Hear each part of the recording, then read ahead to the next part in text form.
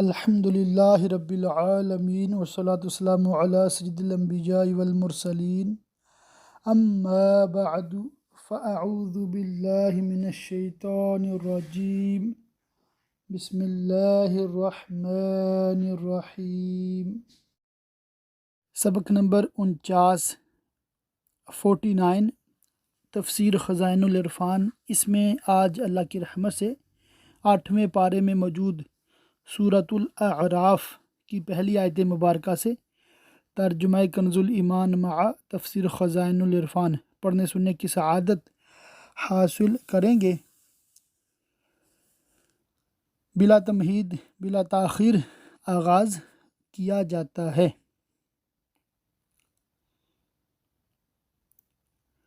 سورۃ الاعراف مکیہ، سورہ اعراف مکیہ ہے اور اس میں 206 آیتیں اور 24 رکوع ہیں۔ بسم اللہ الرحمن الرحیم، اللہ کے نام سے شروع جو بہت مہربان رحم والا۔ یہ صورت مکہ مکرمہ میں نازل ہوئی اور ایک روایت میں ہے کہ یہ صورت مکیہ ہے سوا 5 آیتوں کے جن میں سے پہلی وَاسْأَلْهُمْ عَنِ الْقَرْيَةِ الَّتِي ہے۔ اس صورت میں 206 آیتیں اور 24 رکوع ہیں اور 3325 کلمے اور 14,010 حرف ہیں، یعنی حروف ہیں، الفابیٹس ہیں۔ اے محبوب، ایک کتاب تمہاری طرف اتاری گئی تو تمہارا جی اس سے نہ رکے۔ تفسیر: بیں خیال کہ شاید لوگ نہ مانیں اور اس سے اعراض کریں اور اس کی تکذیب کے در پہ ہوں، اس لیے کہ تم اس سے ڈر سناؤ اور مسلمانوں کو نصیحت۔ اے لوگو، اس پر چلو جو تمہاری طرف تمہارے رب کے پاس سے اترا، یعنی قرآن شریف جس میں ہدایت و نور کا بیان ہے۔ زجاج نے کہا کہ اتباع کرو قرآن کا اور اس چیز کا جو نبی صلی اللہ علیہ وسلم لائے، کیونکہ یہ سب اللہ کا نازل کیا ہوا ہے، جیسا کہ قرآن شریف میں فرمایا، یعنی جو کچھ رسول تمہارے پاس لائیں اسے اخذ یعنی قبول کرو اور جسے منع فرمائے اس سے باز رہو، اور اسے چھوڑ کر اور حاکموں کے پیچھے نہ جاؤ، بہت ہی کم سمجھتے ہو، اور کتنی ہی بستیاں ہم نے ہلاک کیں۔ اب حکم الہی کا اتباع ترک کرنے اور اسے اعراض کرنے کے نتائج پچھلی قوموں کی حالات میں دکھائے جاتے ہیں۔ تو ان پر ہمارا عذاب رات میں آیا یا جب وہ دوپہر کو سوتے تھے۔ معنی یہ ہے کہ ہمارا عذاب ایسے وقت آیا جب کہ انہیں خیال بھی نہ تھا، یا تو رات کا وقت تھا اور وہ آرام کی نیند سوتے تھے، یا دن میں کیلولہ کا وقت تھا اور وہ مصروف راحت تھے۔ نہ عذاب کے نزول کی کوئی نشانی تھی، نہ قرینہ کہ پہلے سے آگاہ ہوتے۔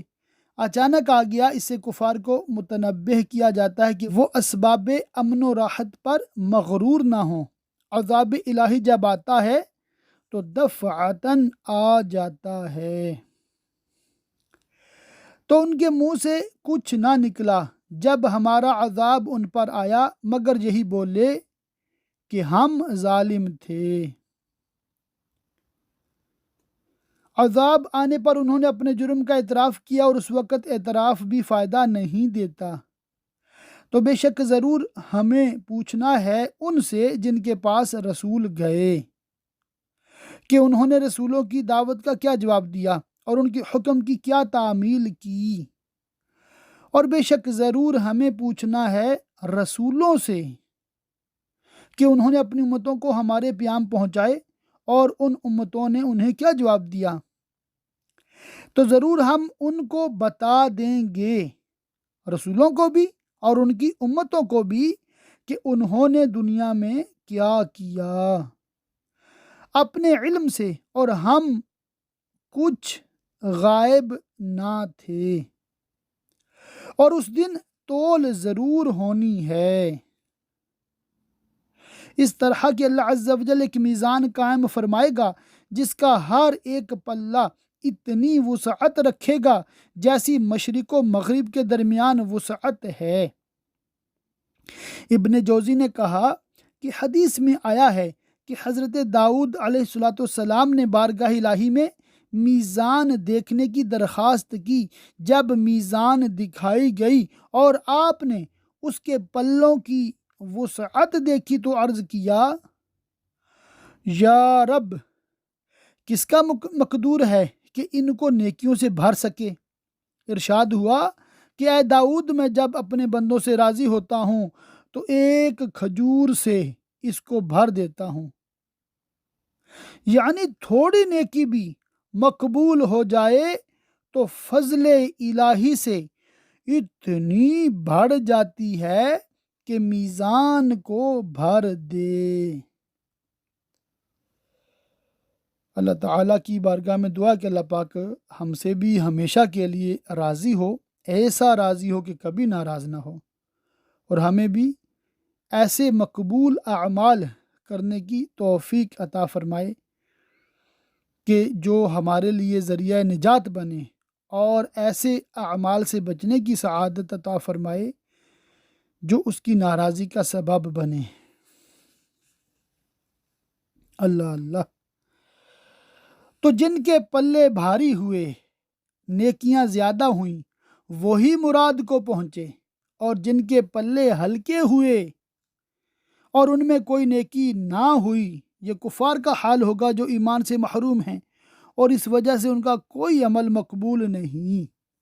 تو وہی ہیں جنہوں نے اپنی جان گھاٹے میں ڈالی ان زیادتیوں کا بدلہ جو ہماری آیتوں پر کرتے تھے، کہ ان کو چھوڑتے تھے، جھٹلاتے تھے اور ان کی اطاعت سے منہ موڑتے تھے۔ اور بے شک ہم نے تمہیں زمین میں جماؤ یعنی ٹھکانہ دیا اور تمہارے لیے اس میں زندگی کے اسباب بنائے، اور اپنے فضل سے تمہیں راحتیں دیں، باوجود اس کے تم بہت ہی کم شکر کرتے ہو۔ شکر کی حقیقت نعمت کا تصور اور اس کا اظہار ہے، اور ناشکری نعمت کو بھول جانا اور اس کو چھپانا۔ اور بے شک ہم نے تمہیں پیدا کیا، پھر تمہارے نقشے بنائے، پھر ہم نے ملائکہ سے فرمایا کہ آدم کو سجدہ کرو، تو وہ سب سجدے میں گرے مگر ابلیس، یہ سجدہ والوں میں نہ ہوا۔ فرمایا، کس چیز نے تجھے روکا کہ تو نے سجدہ نہ کیا جب میں نے تجھے حکم دیا تھا؟ مسئلہ اس سے ثابت ہوتا ہے کہ امر وجوب کے لیے ہوتا ہے، اور سجدہ نہ کرنے کا سبب دریافت فرمانا توبیخ کے لیے ہے، اور اس لیے کہ شیطان کی معاندت یعنی دشمنی اور اس کا کفر و کبر اور اپنی اصل پر مفتخر یعنی فخر کرنے والا ہونا اور حضرت آدم علیہ السلام کے اصل کی تحقیر کرنا ظاہر ہو جائے۔ بولا، میں اس سے بہتر ہوں، تو نے مجھے آگ سے بنایا اور اسے مٹی سے بنایا۔ اس سے اس کی مراد یہ تھی کہ آگ مٹی سے افضل و اعلیٰ ہے، تو جس کی اصل آگ ہوگی وہ اس سے افضل ہوگا جس کی اصل مٹی ہو، اور اس خبیث کا یہ خیال غلط و باطل ہے، کیونکہ افضل وہ ہے جسے مالک و مولا فضیلت دے۔ فضیلت کا مدار اصل و جوہر پر نہیں بلکہ مالک کی اطاعت و فرما برداری پر ہے، اور آگ کا مٹی سے افضل ہونا یہ بھی صحیح نہیں، کیونکہ آگ میں تیش اور تیزی اور ترفع یعنی اوپر کی طرف اٹھنا ہے، یہ سبب استکبار یعنی تکبر و غرور پیدا کرنے کا ہوتا ہے، اور مٹی سے وقار، حلم و حیا و صبر حاصل ہوتے ہیں، مٹی سے ملک آباد ہوتے ہیں، آگ سے ہلاک۔ مٹی امانت دار ہے، جو چیز اس میں رکھی جائے اس کو محفوظ رکھے اور بڑھائے۔ آگ فنا کر دیتی ہے، باوجود اس کے لطف یہ ہے کہ مٹی آگ کو بجھا دیتی ہے اور آگ مٹی کو فنا نہیں کر سکتی۔ علاوہ بری حماقت و شقاوت ابلیس کی یہ کہ اس نے نس کے موجود ہوتے ہوئے اس کے مقابل قیاس کیا، اور جو قیاس کے نس کے خلاف ہو وہ ضرور مردود۔ فرمایا تو یہاں سے اتر جا، تجھے نہیں پہنچتا کہ یہاں رہ کر غرور کرے، نکل جنت سے کہ یہ جگہ اطاعت و تواضع والوں کی ہے، منکر و سرکش کی نہیں۔ تو ہے ذلت والوں میں کہ انسان تیری مذمت کرے گا اور ہر زبان تجھ پر لعنت کرے گی، اور یہی تکبر والے کا انجام ہے۔ بولا مجھے فرصت دے اس دن تک کہ لوگ اٹھائے جائیں۔ فرمایا تجھے مہلت ہے، اور مدت اس مہلت کی سورہ حجر میں بیان فرمائی گئی۔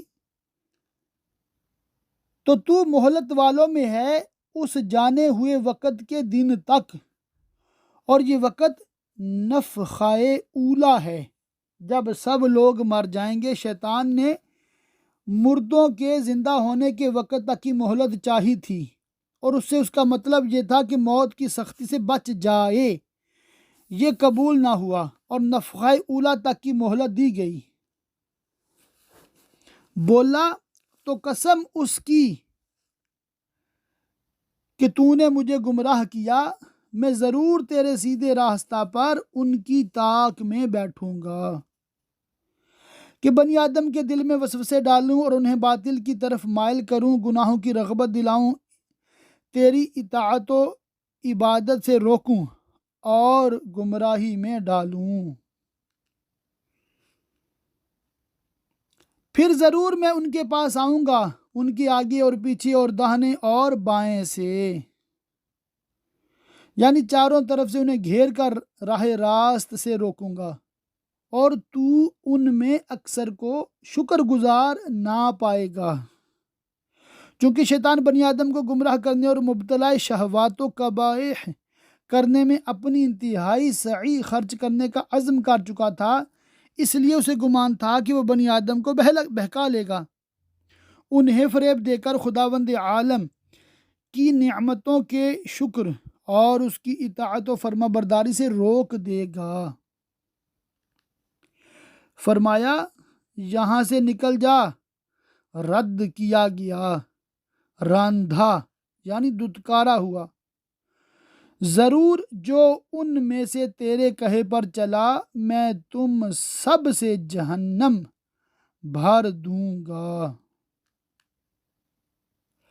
تجھ کو بھی اور تیری ذریت کو بھی اور تیری اطاعت کرنے والے آدمیوں کو بھی سب کو جہنم میں داخل کیا جائے گا۔ شیطان کو جنت سے نکال دینے کے بعد حضرت آدم کو خطاب فرمایا جو آگے آتا ہے، اور اے آدم تو اور تیرا جوڑا یعنی حضرت حوا جنت میں رہو، تو اس میں سے جہاں چاہو کھاؤ، اور اس پیڑ کے پاس نہ جانا کہ حد سے بڑھنے والوں میں ہوگے۔ پھر شیطان نے ان کے جی یعنی دل میں خطرہ ڈالا کہ ان پر کھول دے ان کی شرم کی چیزیں، یعنی ایسا وسوسہ ڈالا کہ جس کا نتیجہ یہ ہو کہ وہ دونوں آپس میں ایک دوسرے کے سامنے برہنہ ہو جائیں۔ اس آیت سے یہ مسئلہ ثابت ہوا کہ وہ جسم جس کو عورت کہتے ہیں اس کا چھپانا ضروری اور کھولنا منع ہے، اور یہ بھی ثابت ہوا کہ اس کا کھولنا ہمیشہ سے عقل کے نزدیک مذموم اور طبیعتوں کو ناگوار رہا ہے جو ان سے چھپی تھیں۔ اس سے معلوم ہوا کہ ان دونوں صاحبوں نے اب تک ایک دوسرے کا ستر نہ دیکھا تھا، اور بولا تمہیں تمہارے رب نے اس پیڑ سے اسی لیے منع فرمایا ہے کہ کہیں تم دو فرشتے ہو جاؤ یا ہمیشہ جینے والے، کہ جنت میں رہو اور کبھی نہ مرو۔ اور ان سے قسم کھائی کہ میں تم دونوں کا خیر خواہ ہوں، تو اتار لایا انہیں فریب سے۔ معنی یہ ہے کہ ابلیس ملعون نے جھوٹی قسم کھا کر حضرت آدم علیہ السلام کو دھوکہ دیا، اور پہلا جھوٹی قسم کھانے والا ابلیس ہی ہے۔ حضرت آدم علیہ السلام کو گمان بھی نہ تھا کہ کوئی اللہ کی قسم کھا کر جھوٹ بول سکتا ہے، اس لیے آپ نے اس کی بات کا اعتبار کیا۔ پھر جب انہوں نے وہ پیڑ چکھا، ان پر ان کی شرم کی چیزیں کھل گئیں، اور جنتی لباس جسم سے جدا ہو گئے، اور ان میں ایک دوسرے سے اپنا بدن چھپا نہ سکا۔ اس وقت تک ان صاحبوں میں سے کسی نے خود بھی اپنا ستر نہ دیکھا تھا، اور نہ اس وقت تک انہیں اس کی حاجت پیش آئی تھی، اور اپنے بدن پر جنت کے پتے چپٹانے لگے۔ اور انہیں ان کے رب نے فرمایا، کیا میں نے تمہیں اس پیڑ سے منع نہ کیا، اور نہ فرمایا تھا کہ شیطان تمہارا کھلا دشمن ہے؟ دونوں نے عرض کی، اے رب ہمارے، ہم نے اپنا آپ برا کیا، تو اگر تو ہمیں نہ بخشے اور ہم پر رحم نہ کرے تو ہم ضرور نقصان والوں میں ہوئے۔ فرمایا، اترو اے آدم و حوا مع اپنی ذریت کے جو تم میں ہے، تم میں ایک دوسرے کا دشمن، اور تمہیں زمین میں ایک وقت تک ٹھہرنا اور برتنا ہے۔ فرمایا، اسی میں جیو گے اور اسی میں مرو گے اور اسی میں سے اٹھائے جاؤ گے۔ روز قیامت حساب کے لیے ہے۔ اے آدم کی اولاد، بے شک ہم نے تمہاری طرف ایک لباس وہ اتارا کہ تمہاری شرم کی چیزیں چھپائے، اور ایک وہ کہ تمہاری آرائش ہو۔ یعنی ایک لباس تو وہ ہے جس سے بدن چھپایا جائے اور ستر کیا جائے، اور ایک لباس وہ ہے جس سے زینت ہو، اور یہ بھی غرض صحیح ہے۔ اور پرہیزگاری کا لباس وہ سب سے بھلا۔ پرہیزگاری کا لباس ایمان، حیا، نیک خصلتیں، نیک عمل ہیں، یہ بے شک لباس زینت سے افضل و بہتر ہیں۔ یہ اللہ کی نشانیوں میں سے ہے کہ کہیں وہ نصیحت مانے۔ اے آدم کی اولاد، شیطان کی قیادی یعنی مکاری اور حضرت آدم علیہ السلام کے ساتھ اس کی عداوت کا بیان فرما کر بنی آدم کو متنبہ اور ہوشیار کیا جاتا ہے کہ وہ شیطان کے وسوسے اور اغوا یعنی بہکاوے اور اس کی مکاریوں سے بچتے رہیں۔ جو حضرت آدم علیہ السلام کے ساتھ ایسی فریب کاری کر چکا ہے، وہ ان کی اولاد کے ساتھ کب درگزر کرنے والا ہے۔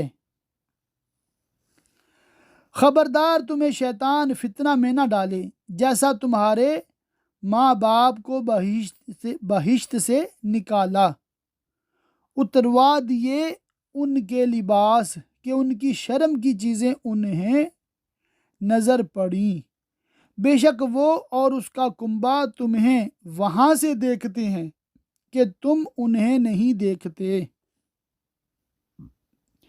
اللہ تعالیٰ نے جنوں کو ایسا ادراک دیا ہے کہ وہ انسانوں کو دیکھتے ہیں، اور انسانوں کو ایسا ادراک نہیں ملا کہ وہ جنوں کو دیکھ سکیں۔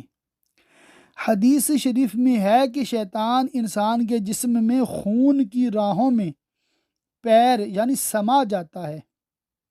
حضرت ذوالنون رضی اللہ تعالیٰ عنہ نے فرمایا کہ اگر شیطان ایسا ہے کہ وہ تمہیں دیکھتا ہے تم اسے نہیں دیکھ سکتے، تو تم ایسے سے مدد چاہو جو اس کو دیکھتا ہو اور وہ اسے نہ دیکھ سکے، یعنی اللہ کریم، ستار، رحیم، غفار سے مدد چاہو۔ بے شک ہم نے شیطانوں کو ان کا دوست کیا ہے جو ایمان نہیں لاتے، اور جب کوئی بے حیائی کریں اور کوئی قبیح فعل یا گناہ ان سے صادر ہو، جیسا کہ زمانہ جاہلیت کے لوگ مرد و عورت ننگے ہو کر کعبہ معظمہ کا طواف کرتے تھے۔ عطا کا قول ہے کہ بے حیائی شرک ہے، اور حقیقت یہ ہے کہ ہر قبیح فعل اور تمام معاصی و کبائر اس میں داخل ہیں۔ اگرچہ یہ آیت خاص ننگے ہو کر طواف کرنے کے بارے میں آئی ہو، جب کفار کی ایسی بے حیائی کے کاموں پر ان کی مذمت کی گئی تو اس پر انہوں نے جو کہا وہ آگے آتا ہے۔ تو کہتے ہیں ہم نے اس پر اپنے باپ دادا کو پایا اور اللہ نے ہمیں اس کا حکم دیا۔ کفار نے اپنے فعال قبیحہ کے دو عذر بیان کیے، ایک تو یہ کہ انہوں نے اپنے باپ دادا کو یہی فعل کرتے پایا، لہٰذا ان کی اتباع میں یہ بھی کرتے ہیں۔ یہ تو جاہل بدکار کی تقلید ہوئی، اور یہ کسی صاحب عقل کے نزدیک جائز نہیں۔ تقلید کی جاتی ہے اہل علم و تقوی کی، نہ کہ جاہل گمراہ کی۔ دوسرا عذر ان کا یہ تھا کہ اللہ نے انہیں ان افعال کا حکم دیا ہے، یہ محض افتراء اور بہتان تھا۔ چنانچہ اللہ تبارک و تعالی رد فرماتا ہے، تم فرماؤ بے شک اللہ بے حیائی کا حکم نہیں دیتا، کیا اللہ پر وہ بات لگاتے ہو جس کی تمہیں خبر نہیں؟ تم فرماؤ میرے رب نے انصاف کا حکم دیا ہے، اور اپنے منہ سیدھے کرو ہر نماز کے وقت، اور اس کی عبادت کرو نرے یعنی خالص اس کے بندے ہو کر، جیسے اس نے تمہارا آغاز کیا ویسے ہی پلٹو گے، یعنی جیسے اس نے تمہیں نیست سے ہست کیا ایسے ہی بعد موت زندہ فرمائے گا۔ یہ اخروی زندگی کا انکار کرنے والوں پر حجت ہے، اور اس سے یہ بھی مستفاد ہوتا ہے کہ جب اسی کی طرف پلٹنا ہے اور وہ اعمال کی جزا دے گا تو طاعات و عبادات کو اس کے لیے خالص کرنا ضروری ہے۔ ایک فرقے کو راہ دکھائی، ایمان و معرفت کی اور انہیں اطاعت و عبادت کی توفیق دی، اور ایک فرقے کی گمراہی ثابت ہوئی۔ وہ کفار ہیں، انہوں نے اللہ کو چھوڑ کر شیطانوں کو والی بنایا، ان کی اطاعت کی، ان کے کہے پر چلے، ان کے حکم سے کفر و معاصی کو اختیار کیا، اور سمجھتے یہ ہیں کہ وہ راہ پر ہیں۔ اے آدم کی اولاد اپنی زینت لو جب مسجد میں جاؤ، یعنی لباس زینت، اور ایک قول یہ ہے کہ کنگھی کرنا، خوشبو لگانا داخل زینت ہے۔ مسئلہ اور سنت یہ ہے کہ آدمی بہتر ہیئت کے ساتھ نماز کے لیے حاضر ہو، کیونکہ نماز میں رب سے مناجات ہے، تو اس کے لیے زینت کرنا، عطر لگانا مستحب، جیسا کہ ستر عورت واجب ہے۔ شان نزول، مسلم شریف کی حدیث میں ہے کہ زمانہ جاہلیت میں دن میں مرد اور رات میں عورتیں ننگے ہو کر طواف کرتے تھے۔ اس آیت کریمہ میں ستر چھپانے اور کپڑے پہننے کا حکم دیا گیا، اور اس میں دلیل ہے کہ ستر عورت نماز و طواف اور ہر حال میں واجب ہے۔ اور کھاؤ اور پیو، شان نزول، کلبی کا قول ہے کہ بنی عامر زمانہ حج میں اپنی خوراک بہت ہی کم کر دیتے تھے، اور گوشت اور چکنائی تو بالکل کھاتے ہی نہ تھے، اور اس کو حج کی تعظیم جانتے تھے۔ مسلمانوں نے انہیں دیکھ کر عرض کیا، یا رسول اللہ، ہمیں ایسا کرنے کا زیادہ حق ہے۔ اس پر یہ نازل ہوا کہ کھاؤ اور پیو، گوشت ہو خواہ چکنائی ہو، اور اسراف نہ کرو، اور وہ یہ ہے کہ سیر ہو چکنے کے بعد بھی کھاتے رہو، یا حرام کی پرواہ نہ کرو، اور یہ بھی اسراف ہے کہ جو چیز اللہ تعالیٰ نے حرام نہیں کی اس کو حرام کر لو۔ حضرت ابن عباس رضی اللہ تعالیٰ عنہما نے فرمایا، کھا جو چاہے اور پہن جو چاہے، اسراف اور تکبر سے بچتا رہے۔ مسئلہ، آیت میں دلیل ہے کہ کھانے اور پینے کی تمام چیزیں حلال ہیں سوائے ان کے جن پر شریعت میں دلیل حرمت قائم ہو، کیونکہ یہ قاعدہ مقررہ مسلمہ ہے کہ اصل تمام اشیاء میں اباحت ہے، مگر جس پر شارع نے ممانعت فرمائی ہو اور اس کی حرمت دلیل مستقل سے ثابت ہو۔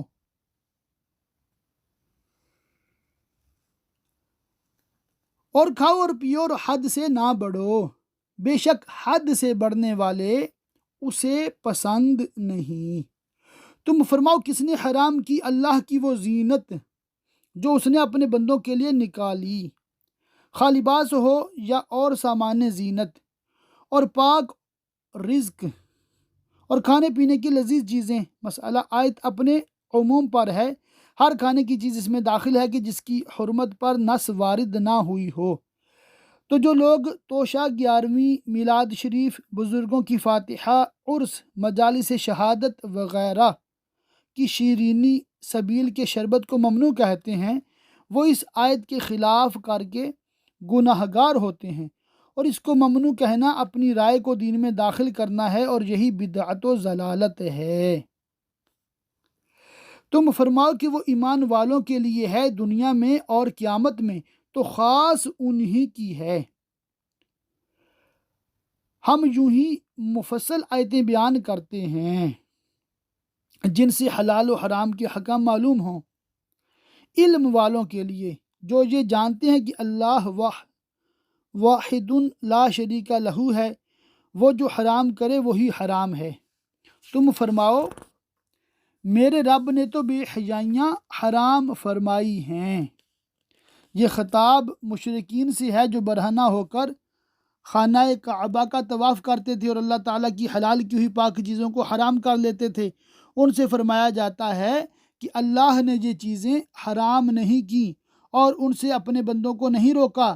جن چیزوں کو اس نے حرام فرمایا وہ یہ ہیں جو اللہ تعالیٰ بیان فرماتا ہے، ان میں سے بے حیائیاں ہیں جو کھلی ہوئی ہوں یا چھپی ہوئی، قولی ہوں یا فعلی۔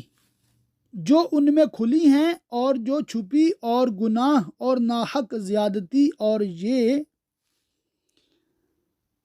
حرام کیا کہ اللہ کا شریک کرو جس کی اس نے سند نہ اتاری، اور یہ حرام کیا کہ اللہ پر وہ بات کہو جس کا علم نہیں رکھتے۔ اور ہر گروہ کا ایک وعدہ ہے وقت معین جس پر مہلت ختم ہو جاتی ہے، تو جب ان کا وعدہ آئے گا ایک گھڑی نہ پیچھے ہو نہ آگے۔ اے آدم کی اولاد، اگر تمہارے پاس تم میں کے رسول آئیں، مفسرین کے اس میں دو قول ہیں، ایک تو یہ کہ رسول سے تمام مرسلین مراد ہیں، دوسرا یہ کہ خاص سید عالم خاتم الانبیاء صلی اللہ علیہ وسلم مراد ہیں جو تمام خلق کی طرف رسول بنائے گئے ہیں، اور صیغہ جمع تعظیم کے لیے ہے۔ میری آیتیں پڑھتے تو جو پرہیزگاری کرے، ممنوعات سے بچے اور سنورے، طاعات و عبادات بجا لائے، تو اس پر نہ کچھ خوف اور نہ کچھ غم۔ اور جنہوں نے ہماری آیتیں جھٹلائیں اور ان کے مقابل تکبر کیا، وہ دوزخی ہیں، انہیں اس میں ہمیشہ رہنا۔ تو اس سے بڑھ کر ظالم کون جس نے اللہ پر جھوٹ باندھا یا اس کی آیتیں جھٹلائیں، انہیں ان کے نصیب کا لکھا پہنچے گا، یعنی جتنی عمر اور روزی اللہ نے ان کے لیے لکھ دی ہے ان کو پہنچے گی، یہاں تک کہ جب ان کے پاس ہمارے بھیجے ہوئے ملک الموت اور ان کے اعوان یعنی دوسرے مددگار فرشتے ان لوگوں کی عمریں اور روزیاں پوری ہونے کے بعد ان کی جان نکالے آئیں، تو ان سے کہتے ہیں کہاں ہیں وہ جن کو تم اللہ کے سوا پوجتے تھے؟ کہتے ہیں وہ ہم سے گم گئے، ان کا کہیں نام و نشان ہی نہیں، اور اپنی جانوں پر آپ گواہی دیتے ہیں کہ وہ کافر تھے۔ اللہ ان کافروں سے روز قیامت فرماتا ہے کہ تم سے پہلے جو اور جماعتیں جن اور آدمیوں کی آگ میں گئیں انہی میں جاؤ۔ جب ایک گروہ دوزخ میں داخل ہوتا ہے دوسرے پر لعنت کرتا ہے جو اس کے دین پر تھا، تو مشرکوں پر لعنت کریں گے، اور یہودیوں پر اور نصارہ پر، یہاں تک کہ جب سب اس میں جا پڑے تو پچھلے پہلوں کو کہیں گے، یعنی پہلوں کی نسبت اللہ تعالی سے کہیں گے، اے رب ہمارے، انہوں نے ہم کو بہکایا تھا، تو انہیں آگ کا دونا یعنی دگنا عذاب دے۔ فرمائے گا سب کو دونا یعنی دگنا ہے، کیونکہ پہلے خود بھی گمراہ ہوئے اور انہوں نے دوسروں کو بھی گمراہ کیا، اور پچھلے بھی ایسے ہی ہیں کہ خود گمراہ ہوئے اور گمراہوں کا ہی اتباع یعنی اطاعت کرتے رہے۔ مگر تمہیں خبر نہیں کہ تم میں سے ہر فریق کے لیے کیسا عذاب ہے۔ اور پہلے پچھلوں سے کہیں گے تو تم کچھ ہم سے اچھے نہ رہے، کفر و دلال میں دونوں برابر ہیں، تو چکھو عذاب بدلہ اپنے کیے کا۔ اللہ تعالیٰ کی پاک بارگاہ میں دعا کہ اللہ پاک ہمیں قرآن پاک کو خوب سمجھنے، یاد رکھنے، عمل کرنے، دوسروں تک پہنچاتے رہنے کی توفیق رفیق مرحمت فرمائے، آمین بجاہ النبی الامین وصلی اللہ تعالی علیہ وآلہ وصحبہ وبارک وسلم۔